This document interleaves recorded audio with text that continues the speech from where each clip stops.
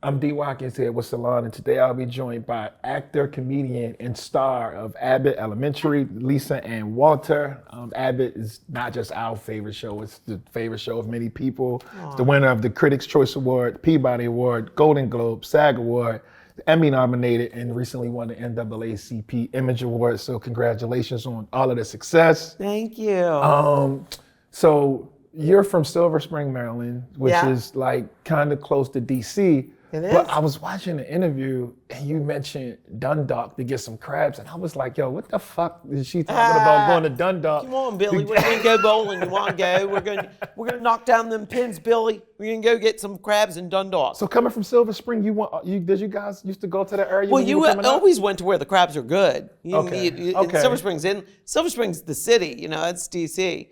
But and then I lived in Tacoma Park. I lived in DC. I lived on 3rd and C Street, downtown Northeast. Went to college in DC and at Catholic University. But when we were kids, you would go. That's where the Philly accent. You got it. Yeah, because that's how it sounded, and I didn't realize that I had an accent till I went to college, and then I was like, I don't have an accent. What do you mean? Well, that's how you find out. You get around a bunch of people, and they look at you, and you say things, and they're like, "Yo, what the fuck are you talking about?" Yeah. And then sometimes I would slip into both my parents are from New York, so sometimes being around my mom's family, I'd say, Cherry, she would talk to her father and say like, yeah, Daddy, we're coming up. And I'm like, this is a person that I didn't hear her talk like that at home. She was a school teacher in D.C. That's not what she sounded like. And then she went straight New York. So it's wild. People will change like what they sound like. I figure that's where Melissa's character on Abbott comes, is a little bit of the New York mixed with the, Maryland O's. And then how did you work on that Philly accent? Was it just there or? Nah, I mean, a little bit. I used to hear people from Philly talk, and I'd say, "Are you from Baltimore?" Right? Baltimore. What do you say it again? Baltimore. It kind of rolls off a little more. I said, "Are you from Baltimore?" And where my sister went to school, she went to nursing school in Baltimore. Okay. And as I said, did she go to Hopkins? UMBC? She went to Maryland. Baltimore Baltimore campus. That was a great school too. Yeah, exactly. And she went to Hopkins for her master's.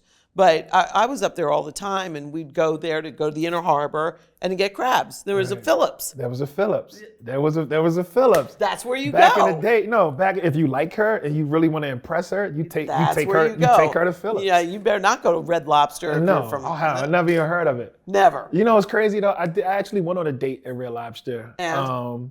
It was crazy because it was like a line. Like I remember Red Lobster in the county, it used to be a line. Yeah. If you're from Maryland, you're not going to Red Lobster because not for seafood. You're lining up for biscuits. Although some biscuit line. And it's like now they get it in a box. You can make it at home. Like you don't have to pay Red Lobster money. Quinta likes the crab legs, and I'm like, she talks about some place in Philly where they have crab legs, and from us, you gotta it's bring like, her to Baltimore. You gotta get it down there. That's not crab. Crab is bluefin, Chesapeake Bay. You get those dried, long Alaskan legs. I don't get it. Yeah, I don't want to talk too much shit about Red Lobster and find out they're like. What if they want to sponsor you? I found out they were supposed to send me a check. You never know. I was gonna get free biscuits. So the accent. I'm gonna bring you some. The accent came from a little bit of knowing that the people that I heard when I was in college that I thought were from straight up Baltimore were like, no, I'm from Philly. And then you start hearing the difference, and it's not, hon, it's a little bit different. The O's are a little bit different. It's more in the front of your mouth. And then I watch a lot of video. I watched Bradley Cooper. Teaching people how to do Philly accents and picked it up that way. So now you guys are in the 3rd season, and your cast is finally getting into a rhythm. Is there anything that surprises you even still? D,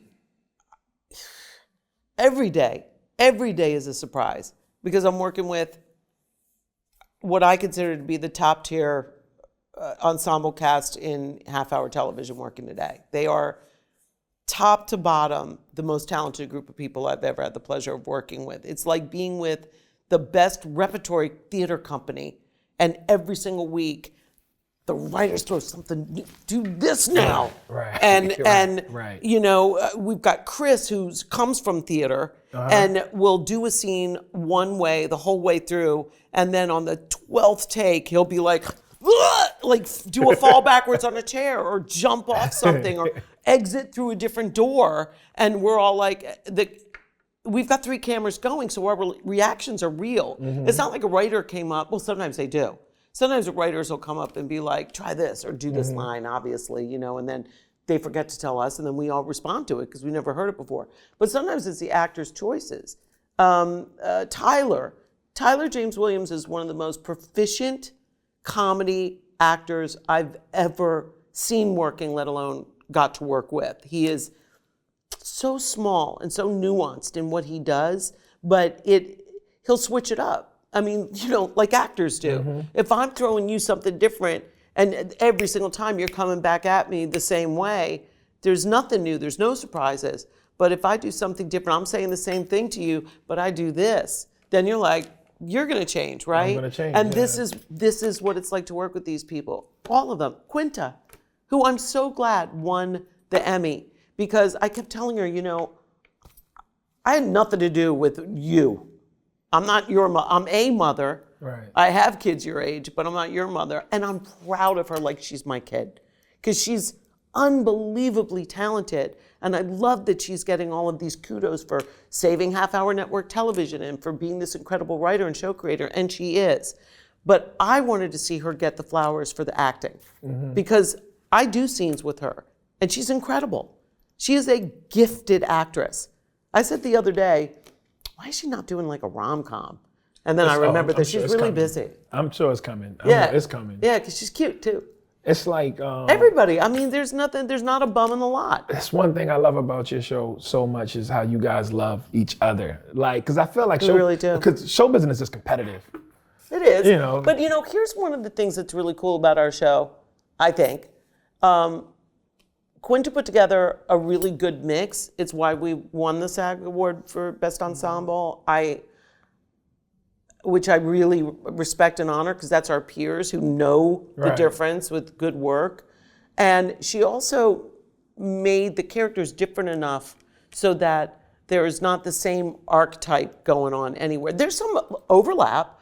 I was saying to the EPs like a month ago, every woman is an alpha, like in our cast. It's a cast of alpha women. And generally, if you see, especially in a diverse cast, you'll have, you know, somebody who's meek and somebody and in our show, Barb is the one who's the lady. She's elegant, she's a queen. You call her Miss Cheryl when you talk to her, and when she's Barbara, she's Miss Barbara. But she's not meek at all. No, she's standing on business. Exactly. She's Janelle 10 is toes. the opposite of weak. I watched her yoke a guy in New Orleans when we were down there for Essence Fest, because he grabbed her arm, and I was like, oh shit, there's gonna be a fight. Okay, I guess we're doing this. But she didn't go off. She didn't go ham on anybody. She just was like, don't touch me, grabbed her arm away. But everybody is strong, and yet it works because we're not the same type. So we don't have to be jealous because we're not doing what somebody else is doing. I'm not doing Mr. Johnson. And Stan, who also just won an award, an Image Award. I mean, we're happy for each other. You know, I think Abbott is one of the most brilliant shows on television. And I'll say thank you for Quinta. One of the coolest things, big shouts out to all of you guys, Thank you. Quinta, the whole crew. Thank you. I've spent, as a writer, I do a lot of school visits. So I'm in public schools all of the time talking about writing, talking about craft and these different things. And all of the teachers love Abbott. I wonder what kind of feedback do you get from teachers when you're like out on the road and touring? And that. I mean, I have teachers, I do stand up and I go to, cities all over the country and get a lot of teachers that come to see the show. And I have jokes just for them. You have to come to see one of the shows to find them.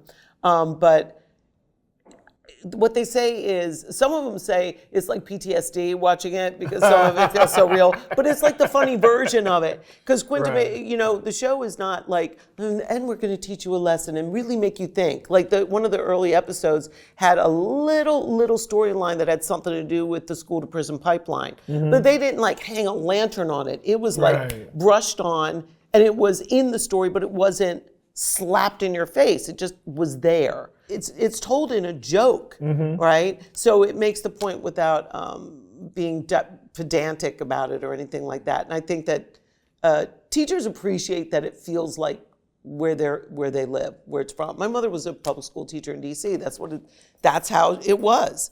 You know, you're struggling every minute to get books that are up to date, all that stuff that she's doing. But make it funny. Did you lean on experiences with your mom a lot when you were learning Melissa? Yeah, I mean, watching her, sadly, my mom passed before the show premiered, although she got to listen to at least the pilot episode before she passed, because Quinta got it to me in time, within 3 minutes, when I said, I want her to be able to know that her daughter's going to be okay. And I knew we did not get the official pickup yet, but we knew it was we all knew it was so good that ABC would be crazy not to pick it up. Right. But luckily they're very smart. Very smart. Yes, and they love the show. I don't want this lost on our readers and our viewers. The show is about a black elementary school in Philly. Yeah. You are a white woman, but you are not a punchline. You are not corny. You are a leader. You are Philly. You are raw. You are authentic. You are hilarious. Did you? And I feel like I know the answer a little bit, but from your perspective. Yeah. Did you meet Melissa on a page, or was she already in you? I knew not only did I know who she was, because my family's Sicilian, but this may be the first time in my career where it wasn't my show, where I said, there is nobody in town that plays this or knows this character better than me. I am this character. And I had that confidence walking into the very first audition. And when I heard the feedback was the minute they saw the first 10 seconds, when I'm talking to Janine and she's trying to tell me something, and I just am like, and I pick up my purse and I like walk away and I come back into frame, but that's not in the script. I was just like, I'm busy. They know and what's up. They were like, that's it. It's her. And the vibe that Quinta tells me that she got from me is probably because that's where I came up, because these were my friends, because it wasn't odd for me to be in a room with, I'm the only white person, right? That the comfort level that I had, and I think it was just, this felt like home to me. It's the set where I felt the most at home of any that I've ever been on. And I didn't look at myself as I'm the white lady. I just looked at, although I am, and Melissa takes great pride in being Italian American. You know, she runs shit. Right, right. No, I got you. I got this. Right. I do that for Sheryl too in real life. For day one, she was like, oh, I need a car. And somebody's running errands for me. And I need to get a car. Girl, you know. And I'm like, oh, I got you, guy. Here, Ralph, Speedy Lane. Here, look. All right, I'll call him. Yeah, you don't want the number? All right. What you got for 5,000 or less? You got a Mercedes over there? You know, getting a hookup, being proud of the food you bring in, giving meatballs to people, like, you know, that's our people. I'm happy with it. I'm so glad that they wrote the character this way. I would have been thrilled to be part of the show even if they had written her corny. She's like, she's super tough. Thank you. Like she doesn't fucking a real one. A real one, the realest. Thank so you won Celebrity Jeopardy, which means you're the smartest celebrity ever in the whole entire world. I'm not as smart as Ike Barinholtz because he won last year and he was he went on the regular Jeopardy. So take us to that moment. Like, how did you even prepare for that? You know what, T? I didn't. I mean, if I'm going to be honest, how I prepared for it. Prepared. See? But listen, I have a weird brain that remembers stupid shit. And I don't know why. I don't know where it comes from. It comes from books mostly. I love to read. My mother, teacher, when I was a kid, she said you could take a nap or you could read. So what kids like? All sleep. I read from the time I was 3 years old. So I read everything, and I loved reading history. And my mother would never shut up about something on talk radio or from this movie or this time period. And then I'd get like a whole teacher lecture about that thing. And if I was interested in it enough, I retained it.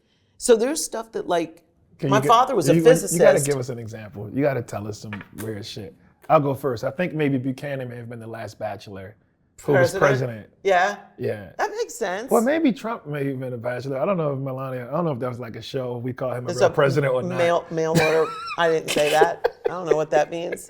Why did I say that? Melania, I love your smoky eye. Every immigrant has a dream, and you lived yours, girl. Get it. Okay, some weird shit. Okay, so the War of the Roses was between the Plantagenets and the Yorks, and it took place over about 100-year period. And everybody at that time, this was in England, and everybody at that time was either trying to be a king of England, of the British Isles, right, for 100 years. They were like the Plantagenets. No, it's the Yorks. And they kept killing each other and getting the wars. But at the same time, they were also trying to kill people in France because they said France was theirs too. Okay. And they wanted France and a land called the Aquitaine. And then they fought over that. And then finally, one of the Henrys, the original Henry, married Eleanor of Aquitaine, who was married to King Louis in France. And she ditched his ass as soon as she saw Henry because he was big and tall and looked like Richard Burton in the movie. And then he snatched her back to England, and now they stopped fighting. Is it weird that when you said the War of the Roses, the first thing that came to my mind was like Michael Douglas hanging off a chandelier? Not at all. And That's what Danny came to my mind too. DeVito picking up the pieces. And see that stuff, like memorizing that. Who memorizes who played this in a movie? Like that just stuck with you, right? So that's how it sticks with me, is like weird stuff. And then my friends say, how do you know that? And I say, I have no idea. So the prize was $1 million, and you donated it to the Entertainment Community Fund, which was beautiful for actors, writers, people Teamsters, people in our profession. Hair and makeup. You were also on the SAG negotiating committee. It sounds like you care deeply about your fellow actors, and you show it. Yeah, I do. I care about the profession. I think that, obviously there's great money to be made in giant Marvel movies, and I enjoy watching those too. I'm not like a hater because it's pulp fiction, entertainment. I love it.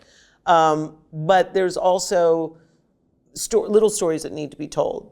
There's people that need to be supported. Maybe some of the people are getting inspired right now by Abbott that want to tell whatever their story is. And luckily, because it's streaming and high budget video on demand, we've got and regular video on demand, there's opportunity to tell more stories. And so I want to support that. A lot of people think if you're in the entertainment industry, you're rich. Oh, I saw you on TV, so it must be your cousins come out of the woodwork, hit you up for money. It's like, no, I played a day role on a streamer, so I made $5,000, half of which went to my reps fees and taxes. So I made $2,500, and that was the one job that I got in that 6 months. Everybody drives Uber, and that's why I gave the money to that charity, was because because we were in a labor action, the people that are not making a negotiated wage, they're working for scale, and they don't get to say, oh, I'm sorry that we're not doing most of our shows this year. Oh well, they still got to pay their bills. So, and the union stuff is just because everybody should be worried about whoever is making the least amount of money in our profession. That's the one that we have to fight for. Hey, I say that again. And harder for the people in the back. As a stand-up, you travel across, you go everywhere with comedy. Does your set land differently when you're East Coast versus West Coast? Like, how do you tweak certain shows based on like city and region? I do a whole bunch of material, not all of it. A lot of it's about like dating in LA and kids and family. A whole big bunch about 90 Day Fiance. A lot about like stupid, unscripted shows that I watch. But I talk about politics. I talk about what's going on in the world. And there's a big hunk of my act that I do right now about reproductive rights. I mean, it's really funny, but it is, pro, choice. Right. And so there were places I was worried about. And actually the bit starts with, I was afraid to work in Texas. And then it goes on from there. Again, you have to come to the show. But there are places that I'm like, I don't know if I need the smoke. Right. I don't know at this point in my life I need to go to a place where I can roll the dice and probably 50% of the audience is going to be mad because I'm saying stuff that they don't want to hear. Now, those are probably the places that I need to say it the most, that need to hear it the most.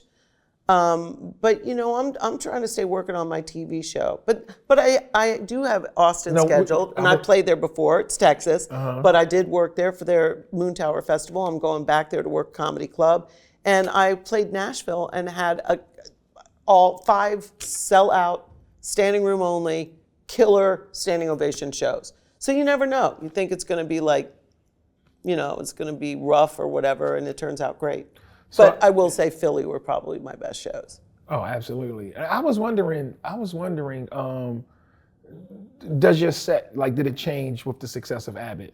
Do you have to scale back on certain things because now you have this big television machine behind you? I say what I have to say. Like, the only reason I ever wanted to do comedy when I started was to say the things that I had to say, that I had to like get out of my face or I was gonna die.